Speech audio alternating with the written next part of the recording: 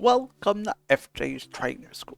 Unexplored. Hatsune Miku. Well, wait, she's not a Pokemon, right? The Vocaloid legend herself, and the epitome of every kind of style you can imagine, has now been finally crossing paths with Pokemon. It seems like it's not being as talked about as much as I thought it would, with Miku being as big as she is. I wanted to cover a little bit of it for you guys out there. Surprised it also took this long for Pokemon and Miku to collab, considering that Miku's partnered with just probably pretty much about everything over the past number of years. My favorite, personally, being the time that Domino's Pizza and her collaborated for a little Vocaloid app on their phone, and you could scan the little pizza box and have an AR party with Miku. Hatsune Miku, Hatsune Miku, Hatsune Miku. Hatsune Miku, Miku, Miku. And last but not least, once your pizza's delivered, have some fun with Miku. But even if you don't listen to any Vocaloid stuff, admittedly like me, you've likely heard one of Miku's bops or songs over the years at some point, or seen one of Miku's many outfits and styles. And Pokemon has finally jumped into the fray on both sides of this, with original music from Miku and her gang, while also giving her sick official art as each trainer type with a Pokemon. Most have more obvious connections with the Pokemon being singers or performers, like Meloetta, Primarina, Skeledirge, Rillaboom, etc. Or in something like Rotom's case, likely being able to fuse with various things that could help her perform, while others are a little more obscure, while still fitting Miku's theme in one way or another. Let's go over all the types first.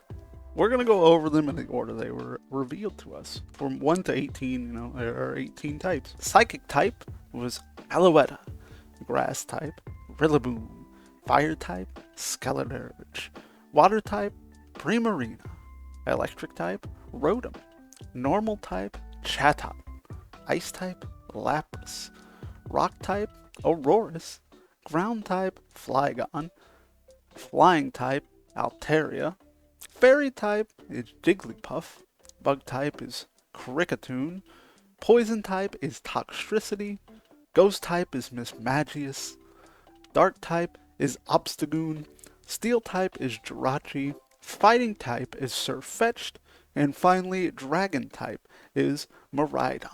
A few of the out-of-place looking ones I've done a bit of a dive on. aka I went to Bulbapedia, looked at dex entries, various movesets, and a little bit of the lore about most of these Pokemon. The more obvious ones, like I said, the few I said above, I don't think I need to really go over. Obviously, Obstagoon is based on a punk rock singer, and Jigglypuff sings people to sleep, and so on and so forth. But these ones, I think, are a little bit less obvious. We'll start with Aurorus. Aurorus is a tricky one because it doesn't have much specific lore or Pokedex entries for singing or performing, but it does have the style and grace that Miku is known for, as seen in the artwork. The closest I would surmise, and again this is me surmising with my dumb brain, is that Aurorus' style and being able to learn sound-based and staged theme sounding moves like round, encore, hyper voice, and echoed voice is why it was chosen. Flygon is also a little bit out of place. Great Pokemon, but why is Flygon with Hatsune Miku? Well, its Pokedex entries state that when a Flygon whips up sandstorms in the desert, the sound that the sandstorms make is like it's singing, and it thus called the Desert Spirit. So it kind of does make sense that Miku would choose it for her ground type Pokemon. Altaria might look a little out of place too, but it's really an easy one. Fantastic design and numerous Pokedex entries, if you somehow don't know, state that it hums melodically and sings in a gorgeous soprano, so once again, another singing Pokemon, perfect for Miku. Mismagius may be a reference to Fantinas, the gym leader in Gen 4, because she's all about beauty and showmanship. While Mismagius itself could also be included because of the Pokedex entries of chanting things, like perhaps her fans would at a show or online, both the good side of things and the bad side of things. Jirachi, like Miss Magius, doesn't really have much stage performer lore behind the Pokemon itself, but its Pokedex entry in Sword and Shield states that once every 1,000 years, the singing of a pure voice will rouse this Pokemon from its near perpetual slumber, and it wakes for only 7 days. This is me surmising again, but I would guess Jirachi was chosen because it was awakened by Miku's pure voice and singing. Also, thematically, as a Vocaloid idol, she would want all of her fans' wishes to come true, and obviously, Jirachi is the wish Pokemon. Now, on the surface, I know Surfetch seems very out of place in this whole list. A long leek sword, a shield, nothing about singing, performing in its lore, no events, not really Miku's style. On the surface, that is. But to longtime people on the internet, you know that Miku is now famous for a parody of Leak Spin, which is in turn a parody of a Bleach moment, with the Finnish folk song Here It Is, I'm not going to try and pronounce it, playing over Orihime spinning a leak.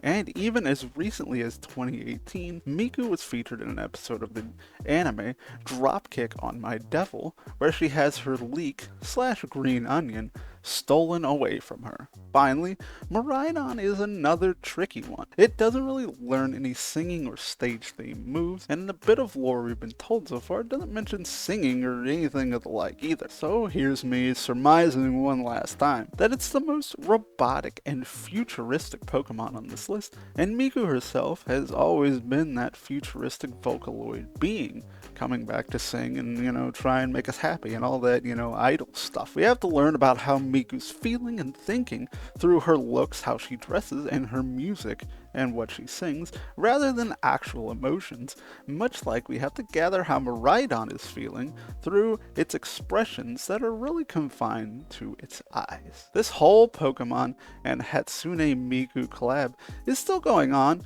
as 2 of the tracks have now been released. Volt Tackle by Deco27 and Electrical Forecast by Inabaku Mori, with more tracks soon to come. Now, if they release physical merch of Miku with, let's say, Lapras, Meloetta, or Obstagoon, oh, Lord help me.